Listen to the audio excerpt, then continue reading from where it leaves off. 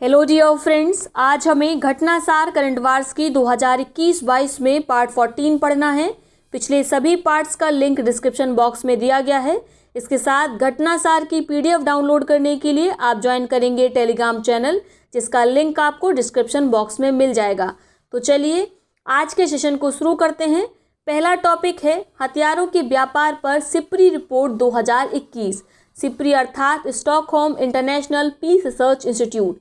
आप जानते हैं सिप्री स्वीडन के स्टॉकहोम आधारित एक संस्थान है जो विश्व में हथियारों के बड़े खरीदार एवं विक्रेताओं के संबंध में रिपोर्ट जारी करता है। संस्थान की इस वार्षिक रिपोर्ट में बताया गया 2011-15 की तुलना में वर्ष 2016-20 की 5 वर्षों की अवधि में भारत की हथियारों के आयात में जहां 33% की गिरावट दर्ज की गई है, वहीं पड़ोसी देश चीन में शस्त्र आयात के इस अवधि में 5.5% की वृद्धि देखी गई है, जबकि पाकिस्तान के हथियारों के आयात में भी 23% की गिरावट दर्ज की गई है।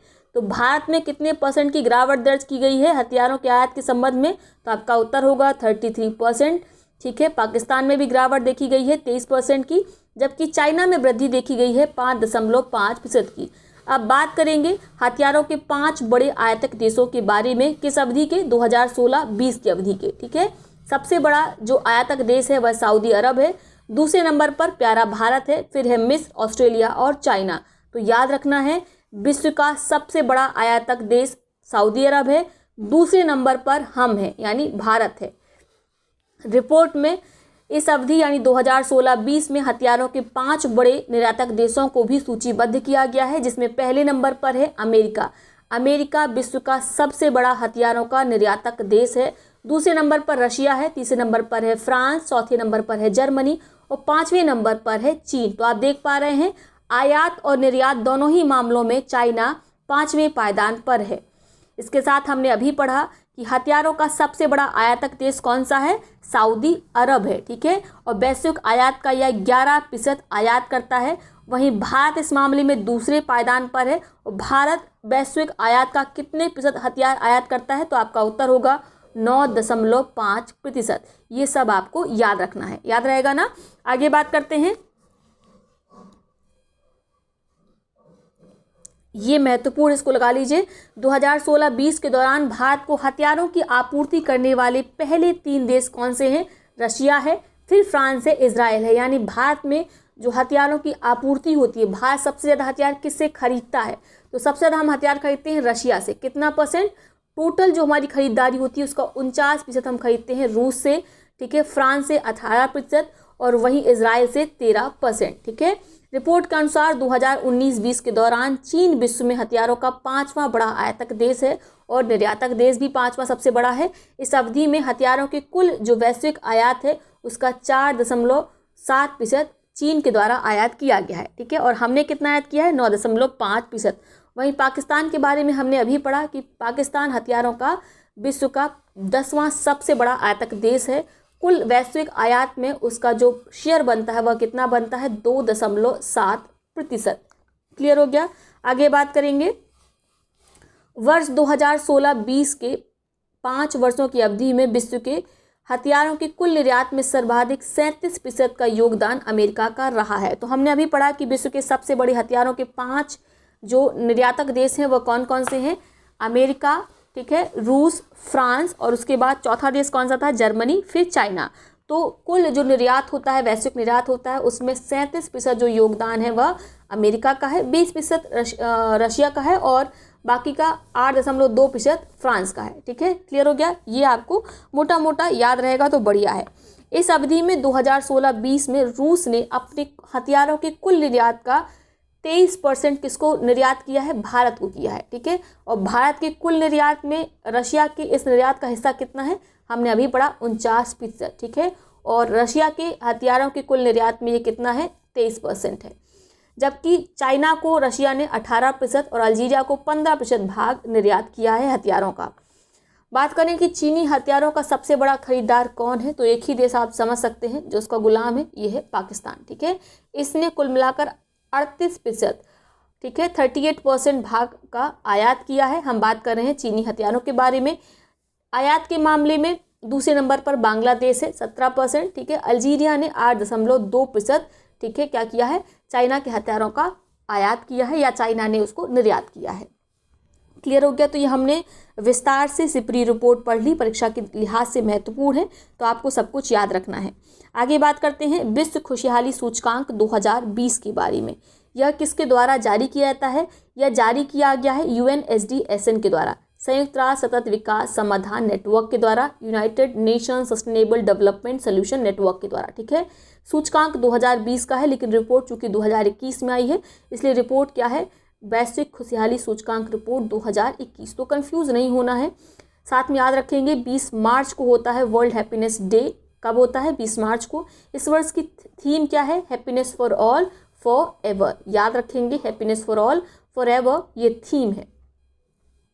इस रिपोर्ट में कुल मिलाकर 149 देशों में खुशहाली की स्थिति का आकलन किया गया है और इस मामले में शीर्ष स्थान पर है फिनलैंड। फिनलैंड लगातार 4 वर्षों से पहले स्थान पर काबिज है, यानी विश्व का सबसे खुशहाल देश कौन है? फिनलैंड है। ठीक है, जबकि सबसे अंतिम पायदान पर रखा गया है अफगानिस्तान को, जो कि विश्व का सबसे नाखुश देश बताया गया है विश्व खुशहाली सूचकांक 2020 में। ठीक है, रिपोर्ट कौन सी है? 2021 है। भारत को किस पायदान पर रखा गया है? तो भारत को 149 देशों की इस रैंकिंग में 139वें पायदान पर 139वें स्थान पर रखा गया है। इस प्रकार आप देख पा रहे हैं भारत इस मामले में सबसे नीचे 11 देशों में शामिल है। पिछले वर्ष की अगर हम बात करें, यानी वर्ष 2020 की रिपोर्ट की बात करें, जिसका जो सूचकांक कौन से नंबर का होगा? 2019 का होगा, है ना।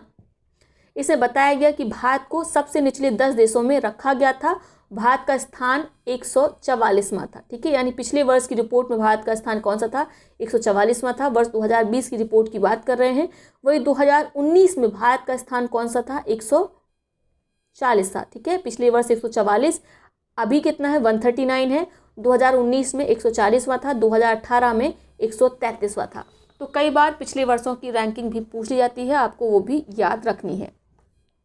आगे पुनः रैंक एक टेबल के फॉर्म में दिया गया है जो विश्व के सबसे खुशहाल शीर्ष देश हैं। तो आपको मुख्य रूप से पहला ही याद रखना है और उतना ही याद रख पाएंगे, चाहे तो दूसरा पढ़ सकते हैं। पहले नंबर पर फिनलैंड है, दूसरे नंबर पर डेनमार्क है।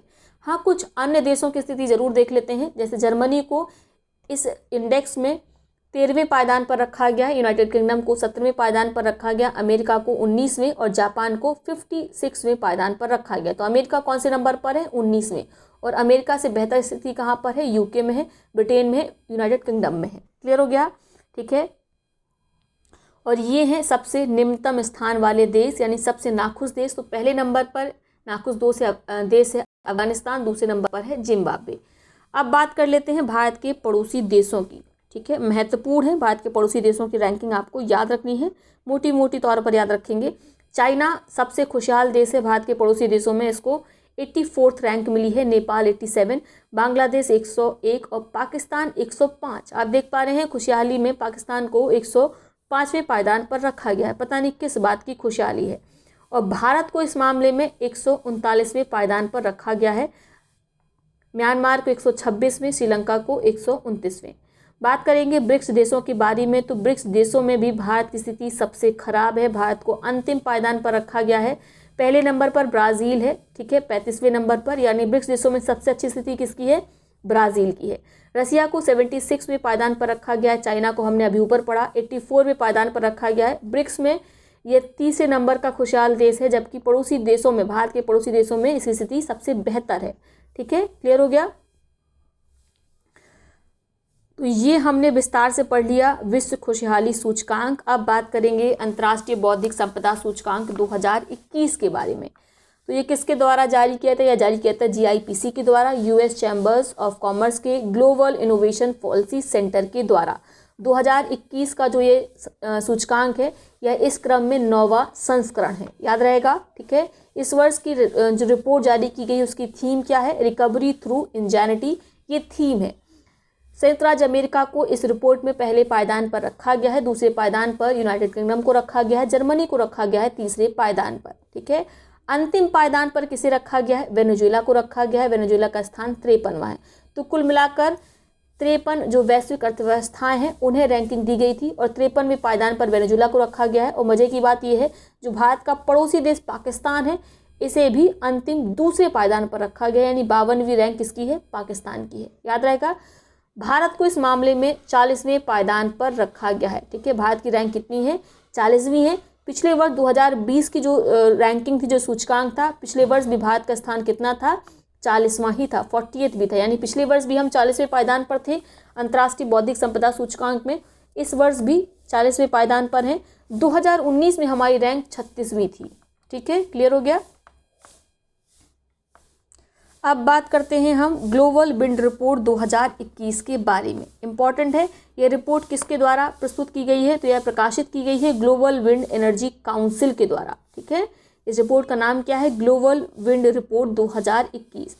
2020 में रिकॉर्ड वृद्धि दुनिया के दो सबसे बड़े पवन ऊर्जा बाजारों चीन और संयुक्त राज्य अमेरिका में नई क्षमता स्थापना से हुई है। तो बताया गया है कि जो रिकॉर्ड वृद्धि हुई है वह इन दो देशों के कारण हुई है। कौन कौन से देशों के कारण? चाइना और संयुक्त राज्य अमेरिका। यहाँ पर विंड एनर्जी के लिए नई क्षमता की स्थापना की गई है। दोनों देशों के पास 75% नई क्षमता स्थापना दुनिया की आधी से अधिक पवन ऊर्जा क्षमता है। वर्तमान परिदृश्य में दुनिया भर में 743 गीगावाट पवन ऊर्जा यानी विंड एनर्जी क्षमता स्थापित की गई है, जो वार्षिक 1.1 बिलियन टन से अधिक CO2 को बचाने में मदद करती है। रिपोर्ट चेतावनी देती है कि वर्ष 2050 तक शुद्ध शून्य उत्सर्जन के यानी नेट जीरो एमिशन के लक्ष्य की ओर बढ़ने और जलवायु परिवर्तन के सबसे बुरे प्रभावों से बचने के लिए दुनिया के अगले दशक में 3 गुना तेजी से नई ऊर्जा क्षमता का सृजन करना होगा। तो कितनी पवन ऊर्जा क्षमता का सृजन करना होगा आने वाले दशक में? 3 गुना तेजी से। जलवायु परिवर्तन के सबसे बुरे प्रभावों से बचने के लिए दुनिया की हर साल न्यूनतम 180 गीगावाट नई पवन ऊर्जा स्थापित करने की आवश्यकता है। इसी तरह 2050 तक शून्य उत्सर्जन लक्ष्य को पूरा करने के लिए इसे वार्षिक 280 गीगावाट करने की क्षमता को हमें बढ़ाना होगा। तो ये आपको याद रखना है, महत्वपूर्ण है। ठीक है, आगे बात करते हैं विश्व वायु गुणवत्ता रिपोर्ट 2020 के बारे में। यह किसके द्वारा जारी की गई है? तो यह जारी की गई है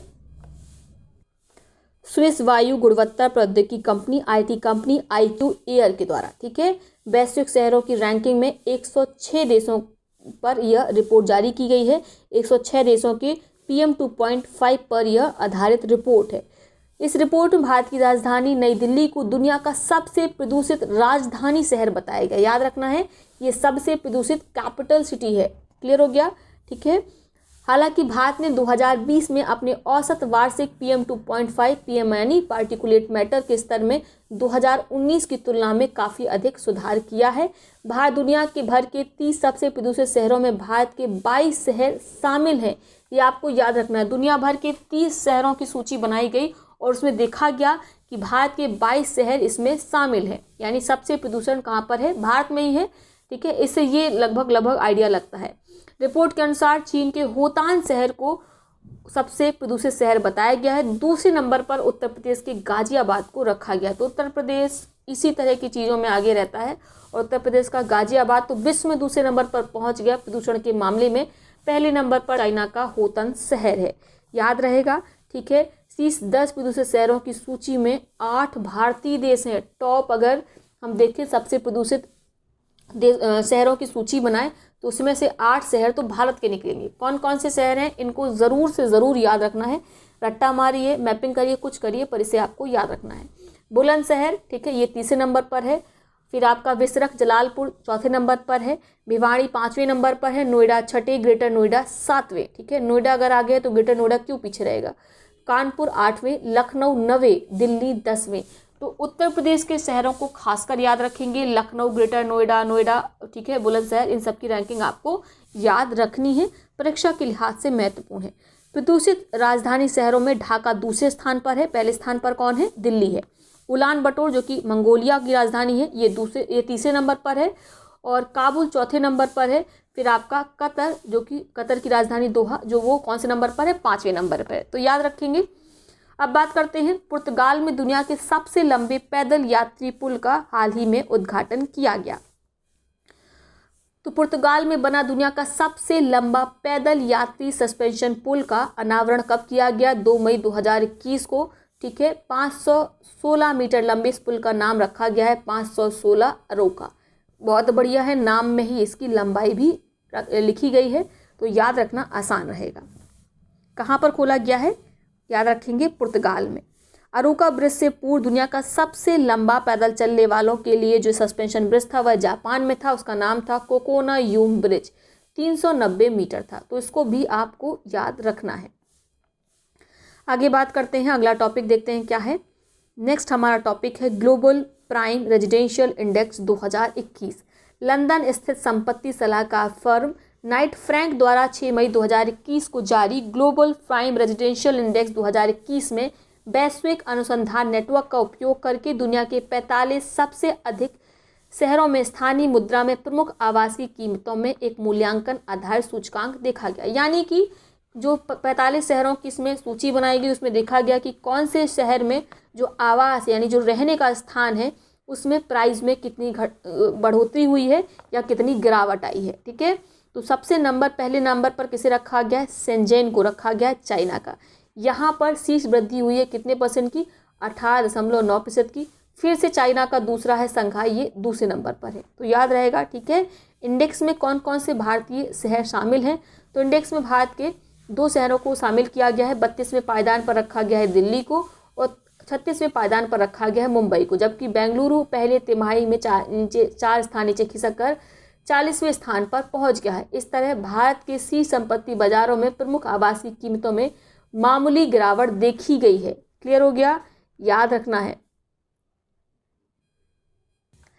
इसके साथ याद रखेंगे आपको, याद रखना है आपको कि जो चाइना का शेंजेन शहर है इसने सबसे मजबूत प्रदर्शन किया है और इस मामले में इसने कितना स्कोर किया है, 18.9% की इसने बढ़ोतरी की है और ये पहले पायदान पर है। अमेरिकी शहर न्यूयॉर्क ने सबसे कमज़ोर प्रदर्शन किया और सबसे कमज़ोर प्रदर्शन करने वाला यह शहर है। नकारात्मक वृद्धि यहाँ पर देखी गई है, यानी यहाँ पर जो घरों के मूल्य हैं, आवास के मूल्य हैं, ठीक है, उनमें बड़ी गिरावट देखी गई है 5.8% की। तो ये सारी डिटेल आपको याद रखनी है। आगे बात करते हैं, संयुक्त राष्ट्र महासभा द्वारा 10 मई को आर्गारिया दिवस घोषित, इसको भी इम्पोर्टेंट लगा लीजिए क्योंकि नया दिवस घोषित किया गया है, तो आगामी 1-2 साल के लिए ये जो करंट अफेयर है ये महत्वपूर्ण है। ठीक है, 2021 में संयुक्त राष्ट्र महासभा ने 10 मई को अंतर्राष्ट्रीय आर्गारिया दिवस के रूप में घोषित किया है। आर्गन ट्री आपने सुना होगा, आर्गन ऑयल भी सुना होगा, ठीक है, तो उसी पर यह बनाया गया 10 मई को आर्गारिया दिवस, इंटरनेशनल डे ऑफ आर्गारिया। अफ्रीकी देश मोरक्को द्वारा प्रस्तुत संकल्प को संयुक्त राष्ट्र के 113 सदस्यों द्वारा सह प्रायोजित किया गया। तो 113 सदस्यों ने इसको क्या किया, सह प्रायोजित किया, स्पॉन्सर किया। मोरक्को ने इसके लिए क्या किया था, अपना संकल्प रखा था संयुक्त राष्ट्र के सामने, जिसे संयुक्त राष्ट्र ने स्वीकार कर लिया और यह निर्णय लिया कि 10 मई को अंतर्राष्ट्रीय आर्गानिया दिवस मनाया जाएगा।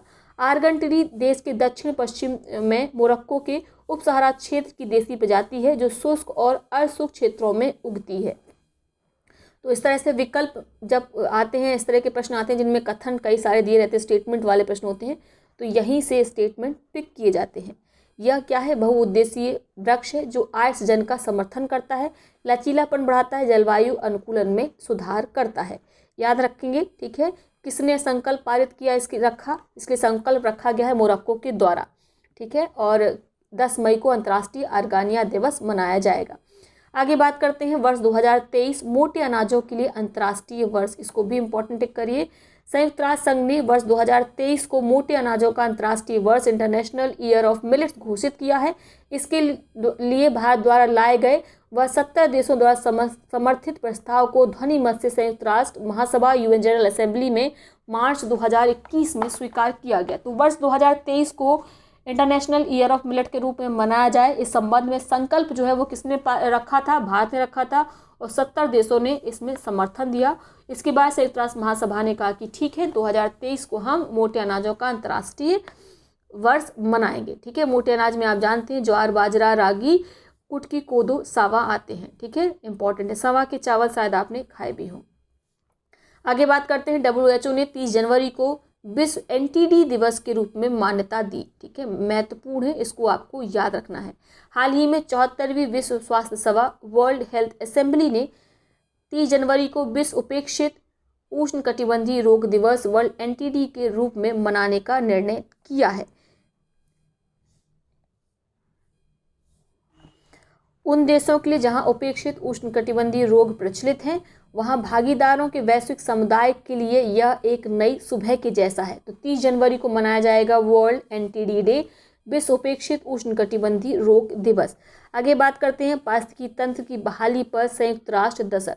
पारिस्थितिकी तंत्र की बहाली पर संयुक्त राष्ट्र दशक आधिकारिक रूप से जून 2021 में शुरू किया गया था, जो 2021 से 2030 तक चलेगा। ठीक है, तो दशक कब से कब तक चलेगा? United Nations decade on ecosystem restoration 2021 से लेकर 2030 तक। पारिस्थितिकी तंत्र की बहाली पर संयुक्त राष्ट्र दशक संयुक्त राष्ट्र पर्यावरण कार्यक्रम यूनेप, संयुक्त राष्ट्र के खाद्य और कृषि संगठन FAO के सह नेतृत्व में आयोजित किया गया। किसके नेतृत्व में? यूनेप और FAO के नेतृत्व में। UN ने 2019 के प्रस्ताव में इसकी घोषणा की थी कि 2021 से लेकर 2030 तक पारिस्थितिकी तंत्र की बहाली के लिए संयुक्त राष्ट्र दशक मनाया जाएगा। आगे बात करते हैं भ्रष्टाचार बोध सूचकांक 2021 के बारे में। यह जारी किया था जर्मन संस्था ट्रांसपेरेंसी इंटरनेशनल के द्वारा। जनवरी 2020 में जारी CPI सूचकांक में पहले नंबर पर कौन है? तो पहले नंबर पर शीर्ष स्थान प्राप्त किया है न्यूजीलैंड ने।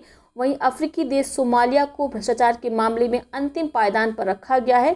ठीक है, 180वें स्थान पर। इस रिपोर्ट में भारत को 5 अन्य देश के साथ संयुक्त रूप से 86वें पायदान पर रखा गया। तो अन्य 5 देश कौन से हैं? अन्य 5 देश हैं Morocco, Burkina Faso, Trinidad Tobago, Turkey और तिमोर लेस्ते। इन 5 देशों के साथ भारत को 86वें पायदान पर रखा गया है। बात कर रहे हैं करप्शन परसेप्शन इंडेक्स के बारे में, CPI के बारे में। पिछले वर्ष 2019 के सूचकांक में भारत का 180 देशों में कौन सा स्थान था? 80 स्थान था। और इस वर्ष स्थिति और खराब हो गई। भारत कौन से पायदान पर पहुंच गया है? 86 पायदान पर पहुंच गया है। आगे टेबल में भी वही बात दी गई है जो हम ऑलरेडी कर चुके हैं। सबसे कम भ्रष्टाचार वाला देश कौन सा है? न्यूजीलैंड है, इसने शीर्ष स्थान प्राप्त किया है। दूसरे नंबर पर डेनमार्क है। अंतिम पायदान पर अभी हमने पढ़ा सोमालिया है। दूसरे अंतिम पायदान पर कौन है? दक्षिणी सूडान है। क्लियर हो गया? ठीक है। भारत के पड़ोसी देशों में 24वें और 78वें स्थान पर क्रमशः भूटान व चीन भारत से बेहतर स्थिति में है। पिछले वर्ष भारत के साथ ये 80वें पायदान पर था। तो आपको पता है 24 नंबर पर किसे रखा गया है? भूटान को रखा गया है। हम बात कर रहे हैं करप्शन परसेप्शन इंडेक्स के बारे में। चाइना को कौन से पायदान पर रखा गया? 78वें पायदान पर रखा गया। जबकि पिछले वर्ष की जो रैंकिंग थी उसमें भारत भी 80वें नंबर पर था और चाइना भी 80th पायदान पर था। लेकिन इस वर्ष 2 अंक का सुधार किया है चाइना ने भ्रष्टाचार के मामले में और ये पहुंच गया है 78वें नंबर पर, जबकि भारत वहीं का वहीं है, जस के तस है। ठीक है, इवन स्थिति और खराब हो गई है। इस वर्ष भारत की रैंक में जहां 6 स्थानों की गिरावट आई है, वहीं चीन ने 2 स्थानों का सुधार किया है। तो वही जो अभी हम बात कर रहे थे इसे ही लिखा गया है। भारत के पड़ोसी देशों में अन्य की स्थिति देखें तो अभी हमने पढ़ा सबसे अच्छी स्थिति किसकी है? भूटान की है। 24वें पायदान पर रखा गया है। चीन को 78 पायदान पर रखा गया है। भारत को 86वें पायदान पर रखा गया है। श्रीलंका 94, नेपाल 117। ठीक है, पाकिस्तान 124वें नंबर पर है। अफगानिस्तान 165वें नंबर पर है। बांग्लादेश 146 और म्यांमार 137वें नंबर पर है। तो आपको यहाँ पे याद रखना है कि भारत के पड़ोसी देशों में सबसे अच्छी स्थिति किसकी है? भूटान की है।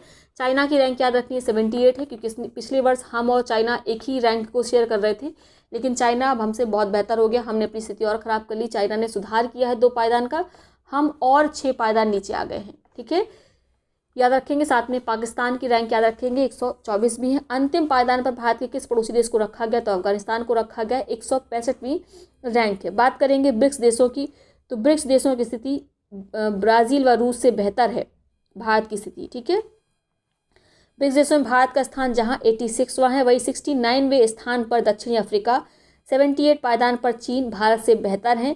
ब्रिक्स के अन्य देशों में भ्रष्टाचार के मामले में ब्राज़ील कौन से नंबर पर है? 94वें पायदान पर है। रशिया 129वें पायदान पर। तो भारत की स्थिति बीच में है। 2 देश जो है भारत से बेहतर स्थिति में है, 2 खराब स्थिति में। कौन कौन से बेहतर हैं? तो बेहतर के मामले में अगर देखें तो दक्षिण अफ्रीका बेहतर है, चाइना बेहतर है।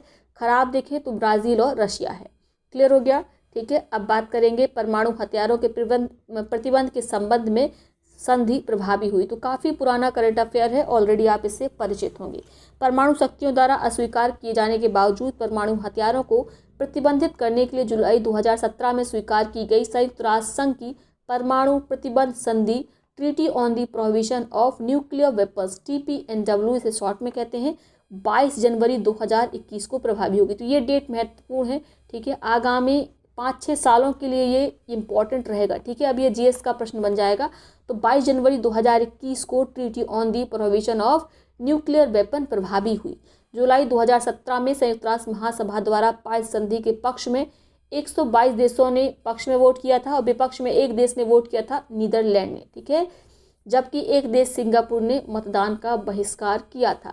अमेरिका, रूस, ब्रिटेन, चीन सहित सभी परमाणु शक्ति संपन्न देशों व नाटो के सदस्य देशों सहित 69 देशों ने संधि पर मतदान में हिस्सा नहीं लिया था।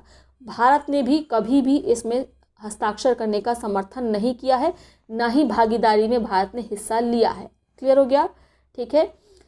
संधि के लिए जुलाई 2017 में महासभा में हुए मतदान में भाग लेने वालों में भारत, पाकिस्तान, इजराइल, उत्तर कोरिया भी शामिल थे। तो इन लोगों ने भी भाग नहीं लिया है। साथ में हमने अभी पढ़ा अमेरिका और जो नाटो के सदस्य देश हैं उन सब ने भी इसमें हिस्सा नहीं लिया है, ठीक है। अमेरिका, रूस, ब्रिटेन, फ्रांस, चीन और नाटो के 69 जो अन्य देश हैं वो कुल मिलाकर 69 देश, भारत, पाकिस्तान, इजराइल, उत्तर कोरिया भी इस संधि में शामिल नहीं हैं। इसके साथ आपको याद होगा कि जुलाई 2017 में पारित यह संधि 50 देशों के अनुसमर्थन के 90 दिन के पश्चात प्रभावी होनी थी। अमेरिका, रूस जैसे शक्तिशाली देशों ने इसका विरोध किया, समर्थन नहीं दिया। उसके बाद भी जो 50 देशों के अनुसमर्थन की बात थी, आवश्यकता थी, वह 24 अक्टूबर 2020 को पूरी हो गई थी। जो 50वां इसको समर्थन देने वाला देश था वह कौन था? होंडुरास था, जिसने 24 अक्टूबर 2020 को इसके लिए मंजूरी प्रदान कर दी, ठीक है। और 90 दिन बाद यह प्रभावी होनी थी, इसलिए 90 दिन बाद 22 जनवरी 2021 को यह संधि प्रभावी हो गई। तो बस इतना ही आपको याद रखना महत्वपूर्ण है। क्लियर हो गया। आगे बात करते हैं ग्लोबल क्लाइमेट रिस्क इंडेक्स 2021 के बारे में। तो यह जारी किया जाता है बॉन आधारित पर्यावरण थिंक टैंक जर्मन वॉच के द्वारा। इस इंडेक्स में वर्ष 2000 से 2019 के बीच जलवायु संबंधी आपदाओं और उनमें होने वाले नुकसान का विश्लेषण किया गया है। क्लाइमेट रिस्क इंडेक्स 2021 में अफ्रीकी देश मोजाम्बिक को पहले स्थान पर रखा गया है, जिम्बाब्वे को दूसरे स्थान पर, बहामास को तीसरे स्थान पर रखा गया है। यहाँ जो परिवर्तन हो रहा है क्लाइमेट में उसमें सबसे ज़्यादा प्रभावित देश कौन सा है? मोजाम्बिक है। दूसरे नंबर पर प्रभाव के मामले में जिम्बाब्वे आता है। भारत को दुनिया का 7वां सबसे अधिक जलवायु प्रभावित देश घोषित किया गया है। इंडेक्स के अनुसार वर्ष 2019 में जलवायु जुड़े आपदाओं के कारण भारत में जहां 2267 लोगों की जान गई, तो वहीं लगभग 5,01,659 करोड़ रुपए का आर्थिक नुकसान भी हुआ है। तो आपको अमाउंट नहीं याद रखना है, बस रैंकिंग याद रखनी कि भारत विश्व का सबसे ज़्यादा जलवायु प्रभावित होने वाले देशों में 7वें पायदान पर है, ठीक है। पिछले 20 वर्षों में सबसे अधिक प्रभावित 3 देशों में पोर्टो रिको, म्यांमार, हैती ऐसे जलवायु घटनाओं के प्रभावों से सबसे अधिक प्रभावी देश हैं। तो ये भी आपको याद रखना है। पिछले 20 वर्षों में 2000 से 2019 में सबसे अधिक प्रभावित 3 शीर्ष देशों में पोर्टो रिको, म्यांमार, हैती ऐसे जलवायु घटनाओं के प्रभाव से सबसे अधिक प्रभावित देश हैं। जबकि हमने जो नई रैंक पढ़ी है उसके अनुसार पहले नंबर पर कौन है? तो उसके अनुसार पहले नंबर पर है मोजाम्बिक, दूसरे नंबर पर है आपका जिम्बाब्वे। ये पुनः एक टेबल के रूप में दिया गया है। भारत हमने अभी पढ़ा 7वें पायदान पर है। भारत से भी खराब स्थिति अफगानिस्तान की है, फिर आता है आपका मलावी। और याद रखना है जापान को 4थे पायदान पर रखा गया है। किस मामले में? हमने अभी पढ़ा किस मामले में रखा गया है? क्लाइमेट के प्रभाव के मामले में, यानी जो भी परिवर्तन आता है क्लाइमेट में उसमें 4थे पायदान पर रखा गया जापान को, यानी ये भी प्रभावित होता है। तो जापान याद रखेंगे और भारत की रैंक याद रखेंगे। पहले नंबर पर मोजाम्बिक है, दूसरे नंबर पर जिम्बाब्वे है। अब बात करते हैं अंतर्राष्ट्रीय प्रवासन रिपोर्ट 2020 के बारे में। प्रवासन यानी माइग्रेशन 15 जनवरी 2021 को जारी संयुक्त राष्ट्र के आर्थिक एवं सामाजिक मामलों के विभाग के द्वारा ये रिपोर्ट जारी की गई है। किसने जारी की? UN देशा ने संयुक्त राष्ट्र संघ के आर्थिक एवं सामाजिक कल्याण विभाग में। रिपोर्ट में बताया गया कि कोरोना वायरस महामारी के कारण 2020 के मध्य तक प्रवासियों के स्टॉक की संख्या में लगभग 2 मिलियन की वृद्धि धीमी हुई है। 2020 में 51 मिलियन के अंतर्राष्ट्रीय प्रवासियों के गंतव्य के साथ संयुक्त राज्य अमेरिका इस सूची में शीर्ष पर है। यानी सबसे ज़्यादा प्रवासी किस देश को जाते हैं? अमेरिका को जाते हैं। और फिर दूसरे नंबर पर जाते हैं जर्मनी को, तीसरे नंबर पर सऊदी अरब में। यानी सबसे ज़्यादा जो माइग्रेटरीज हैं, यानी जो माइग्रेशन करते हैं लोग, वो माइग्रेशन करके कहाँ पहुँचते हैं? अमेरिका पहुँचते हैं। उसके बाद जर्मनी, उसके बाद आता है सऊदी अरब, ठीक है, उसके बाद आता है आपका रशिया, फिर आता है आपका ब्रिटेन। याद रखेंगे, समझ आ गया। वर्ष 2020 में किसी एक देश के प्रवासियों के मामले में भारत शीर्ष पर रहा, यानी किस देश से सबसे ज़्यादा माइग्रेशन करते हैं, यानी कहाँ से बाहर जाते हैं, तो भारत इस मामले में शीर्ष स्थान पर रहा। भारत के प्रवासी जो हैं वो दुनिया भर के अनेक देशों में फैले हुए हैं, अनेक देशों में प्रवासरत हैं, ठीक है। भारत के 18 मिलियन, लगभग 1.8 करोड़ लोग अन्य देशों में प्रवासरत हैं, जिनमें सर्वाधिक कहाँ पर गए हैं? तो सर्वाधिक भारत से निकल कर गए हैं यूएई, ठीक है। और 27 लाख लोग गए हैं अमेरिका, 25 लाख लोग गए हैं सऊदी अरब। तो आप जानते हैं जितनी अरब कंट्रीज़ है वहाँ पर समाज का एक तबका या कमज़ोर तबके के लोग ज़्यादातर जाते हैं कमाई के लिहाज से, और जो अन्य टेक्निकल सर्विस देने के लिए अन्य आईटी सेक्टर, सीएस सेक्टर से जुड़े हुए लोग हैं वो कहाँ जाते हैं? अमेरिका जाते हैं। तो ऐसे में भारत के जो प्रवासी हैं, भारत से जो बाहर गए हैं, वह सबसे अधिक कहाँ, किस देश में गए हैं? यूएई में, ठीक है, संयुक्त अरब अमीरात में। दूसरे नंबर पर गए हैं अमेरिका, तीसरे नंबर पर गए हैं सऊदी अरब। आपको याद रखना है, ठीक है। और विश्व में अगर सबसे ज़्यादा प्रवासी, हमने ऊपर पढ़ा किस देश में जाते हैं, तो किस देश में जाते हैं? संयुक्त राज्य अमेरिका में जाते हैं। किस देश से सर्वाधिक विश्व भर के अन्य देशों में प्रवासी जाते हैं, तो हमने अभी पढ़ा भारत से जाते हैं, ठीक है। भारत के बाद किसका स्थान आता है? मैक्सिको का, रशिया का, ठीक है। मैक्सिको और रशिया से प्रत्येक से 11-11 मिलियन लोग जाते हैं। चाइना से 10 मिलियन, सीरिया से 8 मिलियन। तो सबसे ज़्यादा भारत से प्रवासी अन्य देशों में प्रवास करने के लिए आते हैं। फिर दूसरे नंबर पर मैक्सिको है, तीसरे नंबर पर है आपका रशिया, चौथे नंबर पर है चाइना। क्लियर हो गया? तो ये हमने पढ़ लिया अंतर्राष्ट्रीय प्रवासन रिपोर्ट को, जो कि जारी की गई यूएन देशा के द्वारा, संयुक्त राष्ट्र संघ के आर्थिक एवं सामाजिक मामलों के विभाग के द्वारा। अब बात करेंगे जैव विविधता हेतु चौथा वन प्लैनेट सम्मेलन। इसको आप इम्पॉर्टेंट टिक कर लीजिए, परीक्षा में ये आएगा। पृथ्वी की जैव विविधता की रक्षा पर ध्यान केंद्रित करने के उद्देश्य से चौथे वन प्लैनेट सम्मेलन, one planet summit for biodiversity का आयोजन फ्रांस ने 11 जनवरी 2021 को हाइब्रिड तरीके से किया। आयोजन किसने किया है? फ्रांस ने किया है। इसकी कुछ कार्यवाही प्रेस में व्यक्तिगत हिस्सेदारी से हुई, जबकि अधिकांशतः वीडियो कॉन्फ्रेंसिंग के माध्यम से वक्ताओं ने इसे संबोधित किया। इसकी थीम क्या है? Let's act together for nature. क्या है? Let's act together for nature. इसका आयोजन किसके द्वारा किया गया? फ्रांस के द्वारा किया गया है। संयुक्त राष्ट्र संघ एवं विश्व बैंक के सहयोग से आयोजित इस सम्मेलन का उद्घाटन फ्रांस के राष्ट्रपति इमैनुअल मैक्रोन, संयुक्त राष्ट्र महासभा एंटोनियो गुटेरस व विश्व बैंक ग्रुप के अध्यक्ष डेविड मालपास ने संयुक्त रूप से किया है। क्लियर हो गया? ठीक है। उल्लेखनीय है कि पेरिस सम्मेलन में स्वीकार किए गए जलवायु परिवर्तन समझौते के प्रति प्रतिबद्धता की समीक्षा के लिए पहला वन प्लैनेट समिट 12 दिसंबर 2017 को पेरिस में आयोजित हुआ। ऐसा दूसरा सम्मेलन कहाँ आयोजित हुआ? न्यूयॉर्क सिटी में। तीसरा सम्मेलन कहाँ आयोजित हुआ? ठीक है, याद रखना है कहाँ आयोजित हुआ ये? 2019 में कीनिया के नैरोबी सिटी में। और चौथा कहाँ आयोजित हुआ है? फ्रांस में आयोजित हुआ है। तो आपको क्रमवार याद रखना है, यानी ये मुख्य रूप से इनका आयोजन किया जा रहा है। जो भी पेरिस सम्मेलन हुआ था 2015 में, उसमें हमने जलवायु परिवर्तन के लिए जो क्या किए थे, समझौते किए थे, उसके लिए हम कितने प्रतिबद्ध हैं, इसकी जांच के लिए, इसकी समीक्षा के लिए, रिव्यू करने के लिए वन प्लैनेट समिट का आयोजन किया जाता है। पहला वन प्लैनेट समिट का आयोजन पेरिस में आयोजित किया गया था वर्ष 2017 में। उसके बाद न्यूयॉर्क सिटी में वर्ष 2018 में। तीसरा आयोजित किया गया केन्या के नैरोबी सिटी में 2019 में। और चौथे का आयोजन किया गया फ्रांस में, कब? 2021 में, 11 जनवरी को, ठीक है, फ्रांस की अगुवाई में। अब बात करते हैं 2020 के लोकतंत्र सूचकांक के बारे में। इसे जारी किया जाता है EIU के द्वारा, द इकोनॉमिस्ट इंटेलिजेंस यूनिट के द्वारा। कुल मिला के 167 देशों को इस सूचकांक में रैंकिंग प्रदान की गई है। शीर्षक क्या है रिपोर्ट का? Democracy in sickness and in health. Clear हो गया? ठीक है। इस रिपोर्ट में पहले पायदान पर रखा गया है नॉर्वे को, वहीं उत्तर कोरिया को इस सूची में 167वें यानी अंतिम पायदान पर रखा गया है। तो पहले पायदान पर किसे रखा गया है? नॉर्वे को रखा गया है। भारत को इस रिपोर्ट में 2 स्थान भारत पिछल गया है इस रिपोर्ट में, और भारत को इस वर्ष रखा गया है 53वें स्थान पर। ठीक है, किस स्थान पर रखा गया है? 53वें स्थान पर रखा गया है। पिछले वर्ष भारत कौन से पायदान पर था? तो पिछले वर्ष भारत था, 2019 की हम बात कर रहे हैं, 51वें पायदान पर। और इस वर्ष 2 स्थान पिछल कर हम पहुँच गए हैं 53वें पायदान पर। वर्ष 2014 की रैंकिंग भी दी गई है, क्योंकि 2014 के बाद भारत में आप जानते हैं सत्ता का परिवर्तन हुआ।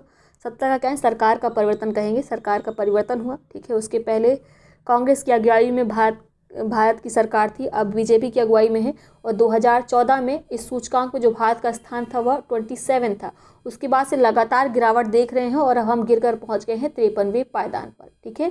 किस सूचकांक की बात की जा रही है, लोकतंत्र सूचकांक की बात की जा रही है। हमने शीर्ष देश अभी पढ़े, पहले नंबर पर नॉर्वे है, वही याद रहेगा, काफ़ी है। दूसरे नंबर पर आइसलैंड है। क्लियर हो गया, ठीक है। और जो स्कोर दिया गया है देशों को, उस स्कोर के आधार पर देशों को कैटेगराइज किया गया, वर्गीकृत किया गया। कुछ देशों को रखा गया है फुल डेमोक्रेसीज के रूप में। तो 167 देशों में विश्व की मात्र 23 देश जो हैं वो पूर्ण लोकतंत्र देश कहलाते हैं। 52 देशों को त्रुटिपूर्ण लोकतंत्र यानी फ्लॉड डेमोक्रेसी में रखा गया, और इसी में आता है हमारा देश, ठीक है। हमारा, अमेरिका, ब्राज़ील, बेल्जियम, ये सब देश आते हैं त्रुटिपूर्ण लोकतंत्र में, फ्लॉड डेमोक्रेसीज में। उसके बाद 53 देशों को रखा गया है मिश्रित शासन में, और 57 देशों को रखा गया है सत्तावादी शासन में, ठीक है। इन देशों को रखा गया है। भारत को किस में रखा गया है, त्रुटिपूर्ण लोकतंत्र में। इसी में अमेरिका भी है, फ्रांस भी है, बेल्जियम भी है और ब्राज़ील भी है। क्लियर हो गया, ठीक है। अंतिम पायदान पर हमने अभी पढ़ा, उत्तर कोरिया को अंतिम पायदान पर रखा गया। दूसरे अंतिम पायदान पर लोकतांत्रिक रिपब्लिक ऑफ कॉन्गो को रखा गया है। नेक्स्ट बात करते हैं, दुनिया का पहला ऊर्जा द्वीप, एनर्जी आइलैंड। फरवरी 2021 में यूरोपीय देश डेनमार्क ने उत्तरी भारत में दुनिया के पहले एनर्जी आइलैंड ऊर्जा द्वीप के निर्माण की परियोजना को मंजूरी प्रदान की है। इस तरह का एनर्जी द्वीप का मतलब क्या है, यहाँ पर विंड टर्बाइंस लगाए जाएंगे, ठीक है। पूरे आइलैंड में विंड टर्बाइंस लगाए जाएंगे और इससे एनर्जी प्रोड्यूस होगी। इसी कारण इसे एनर्जी द्वीप का नाम दिया गया है, एनर्जी आइलैंड का नाम दिया गया है। अपनी तरह का यह विशालकाय ऊर्जा द्वीप 18 फुटबॉल पिचों के जितना बड़ा होगा। कुल मिलाकर 18 फुटबॉल पिच से जितना मैदान कवर होगा उतना ही बड़ा ये ऊर्जा द्वीप बनेगा। पवन टरबाइन से घिरे इस ऊर्जा द्वीप की प्रारंभिक क्षमता 3 गीगावाट होगी, जो बाद में बढ़ाकर कितनी पहुंच जाएगी, 10 गीगावाट तक पहुंच जाएगी। तो जो वैश्विक लक्ष्य है पवन ऊर्जा का, जो हमने अभी पढ़ा, उसको प्राप्त करने में मदद मिलेगी। आगे बात करते हैं, सऊदी अरब बिना कारों और सड़कों वाले शहर की हाल ही में इसने लॉन्चिंग की है। तो सऊदी अरब ऐसे शहर को बसाने की योजना पर कार्य कर रहा है जहां तो ना तो सड़क होंगी और ना ही कारें होंगी। यहाँ के crown prince Mohammed bin Salman ने अपनी नवीनतम दृष्टि a city with no cars, roads और कार्बन एमिशन का अनावरण किया। नाम क्या है इनके विजन का, इनके विजन का नाम है a city with no cars, roads and carbon emission, ठीक है। द लाइन नामक 170 किलोमीटर लंबे निर्माण कार्य नियोम नामक 500 बिलियन अमेरिकी डॉलर की परियोजना का हिस्सा होंगे। इसका निर्माण वर्ष 2021 की पहली तिमाही में शुरू किया जाएगा, ठीक है। ये शहर किस किनारे बसा है, तो ये बसा हुआ है लाल सागर के तट पर, याद रहेंगे। और इस सिटी में चूंकि कार नहीं होंगी, रोड नहीं होंगे, तो लोग कैसे चलेंगे, पैदल चलेंगे। और इस सिटी में लगभग 10 लाख लोगों की आबादी रहेगी। प्रस्तावित नियोम परियोजना में आर्टिफिशियल इंटेलिजेंस का भरपूर प्रयोग किया जाएगा। तो सऊदी अरब में वैसे भी आर्टिफिशियल इंटेलिजेंस का खूब उपयोग होता है, और यहाँ पर जो ये नई परियोजना है बिना कारों बिना सड़कों वाले शहर की, जिसका नाम नियोम परियोजना है, इसमें भी क्या किया जाएगा, आर्टिफिशियल इंटेलिजेंस का प्रयोग किया जाएगा। तो याद रखेंगे परियोजना का नाम क्या है, नियोम परियोजना है, नियोम या नियोम। आगे बात करते हैं यूएनडीपी की मानव विकास सूचकांक रिपोर्ट 2021। इसे जारी किया गया किसके द्वारा, संयुक्त राष्ट्र विकास कार्यक्रम के द्वारा, यूएनडीपी के द्वारा। कुल मिलाकर 189 देशों के मानव विकास सूचकांक का इसमें आकलन किया गया है। इस सूचकांक में पहले नंबर पर कौन है, यूरोपीय देश नॉर्वे है, इसे शीर्ष पायदान पर रखा गया है। जबकि अफ्रीकी देश नाइजर को अंतिम पायदान पर रखा गया है। भारत को इस सूचकांक में 131वें पायदान पर रखा गया है। पिछले वर्ष की रिपोर्ट यानी 2019 की रिपोर्ट में भारत को 189 देशों में 129वें पायदान पर रखा गया था।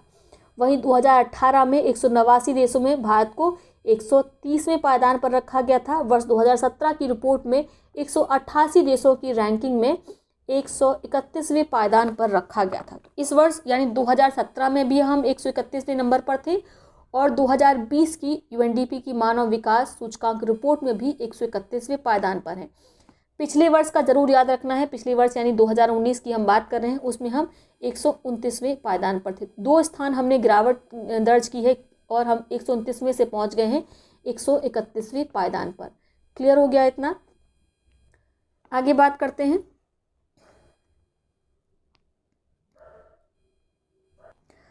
रिपोर्ट में बताया गया कि 2020 की मानव विकास रिपोर्ट में जो प्रदर्शित सूचकांक हैं वह 2019 के लिए हैं। वर्ष 2019 में सूचकांक में कितना था? 0.645। कुल मिलाकर एक स्कोर रखा गया है। एक स्कोर में सबको अलग अलग नंबर दिए जाते हैं। भारत का जो स्कोर है वह कितना है? 0.645 है। ठीक है, वर्ष 2020 की मानव विकास रिपोर्ट के बारे में हम बात कर रहे हैं। और इसी प्रकार से अंकों के आधार पर देशों को कैटेगराइज किया गया है। कम मानव विकास वाले देशों में, मध्यम मानव विकास वाले देशों में और उच्च मानव विकास वाले देशों के रूप में वर्गीकृत किया गया है। ठीक है, इंग्लिश में बोले तो low human development, medium human development और हाई लेवल डेवलपमेंट में देशों को इसमें कैटेगराइज किया गया है। और इस हिसाब से भारत को अगर हम बात करें तो भारत आता है मीडियम में। ठीक है, यानी भारत किस में आता है? मध्यम मानव विकास वाले देशों की कैटेगरी में आता है। इसमें अन्य देशों में बांग्लादेश, नेपाल, म्यांमार, पाकिस्तान, अफगानिस्तान शामिल हैं। और भारत के पड़ोसी देशों में अगर हम देखें तो श्रीलंका जो है, मालदीव और आपका चाइना, ये 3 देश आपके किस कैटेगरी में आते हैं? तो ये आते हैं आपके हाई ह्यूमन डेवलपमेंट की कैटेगरी में, उच्च मानव विकास की। तो ये महत्वपूर्ण है, इन 3 देशों को आप याद रखेंगे। ठीक है, इसके साथ हमने अभी पढ़ा शीर्ष देश कौन सा है यूएनडीपी के मानव विकास सूचकांक में। तो शीर्ष देश कौन सा है आपका? है ये नॉर्वे। ठीक है, दूसरे नंबर पर आपका स्विट्जरलैंड है। अंतिम पायदान पर भी हम ऑलरेडी बात कर चुके हैं। अंतिम पायदान पर किसे रखा गया? अंतिम पायदान पर रखा गया है नाइजर को। दूसरे नंबर पर केंद्रीय अफ्रीकी गणराज्य कॉन्गो है। ठीक है, तीसरे नंबर पर चाड है। अब बात करेंगे किसके द्वारा जारी किया था। तो सूचकांक का जैसे हमने पढ़ा, उच्चतम मान 1 हो सकता है और भारत को कितना मिला है मान? 0.645 मिला है। संयुक्त राष्ट्र विकास कार्यक्रम हेतु इस सूचकांक को किसके द्वारा दिया गया था? तो ये दिया गया था पाकिस्तान के शास्त्री महबूब उल हक के द्वारा इसे तैयार किया गया था। नाम याद रखेंगे, ये भी जीएस का प्रश्न है। संयुक्त राष्ट्र विकास कार्यक्रम द्वारा 1990 से ही इसे प्रतिवर्ष जारी किया जा रहा है। मध्यम मानव विकास में, मीडियम ह्यूमन डेवलपमेंट वाले वर्ग में हम आते हैं, हमारा देश आता है और 36 देशों को इसमें शामिल किया गया है। ठीक है, और शीर्ष में हमने देख लिया भारत के पड़ोसी देश ज़रूर आपको याद रखने हैं, जो कि किस में आते हैं? शीर्ष मानव डेवलपमेंट वाली, हाई ह्यूमन डेवलपमेंट वाले देशों में आते हैं, जिसमें से तीनों देशों के नाम आपको याद रखना है, श्रीलंका, चीन, मालदीव। तो ये हमने कंप्लीट कर लिया अंतर्राष्ट्रीय संस्करण करंट अफेयर्स का। कल से हम आर्थिक घटनाओं की वार्षिकी को शुरू करेंगे और जल्दी ही इसके साथ ही हम, अगर आप चाहेंगे तो दृष्टि को भी कंप्लीट करने का प्रयास करेंगे। तो दोनों पैरेलल चलेंगी।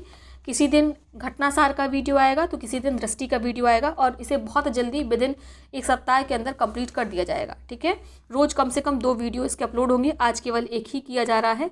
तो आप लोग पढ़ते रहिए। आगामी जो भी परीक्षाएं हैं उन पर विशेष फोकस करें।